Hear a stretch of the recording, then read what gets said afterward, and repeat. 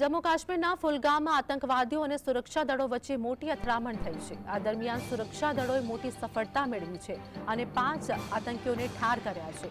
જો કે આ અથડામણમાં 2 જવાન પણ ઘાયલ થયા છે।